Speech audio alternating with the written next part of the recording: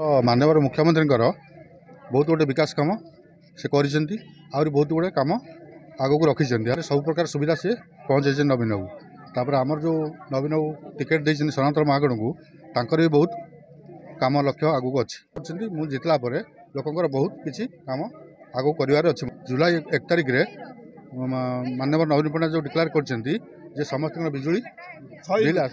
unit पर्यटन free बाकी जो 100 यूनिट पर जहाँ पड़ो चार्ज लगे से हिसाब से समस्त मुझे बहुतल संख्यार भोट देकी जययुक्त करातु जोटा कि सरकार गढ़ला आम सब प्रकार सुविधा पाइबा बासिंदा कि बहुत खुशी कारण नंबर हो 1 नंबर आम वार्ड 1 नंबर परिष्कार 1 नंबर आ नवीन सरकार विकास में आम अनुप्राणित हो नवीन सरकार समर्थन कर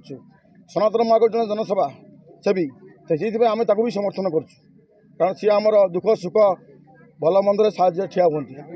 एमपी पर धनंजय सिद्धि भी आम अभिनंदन करुँ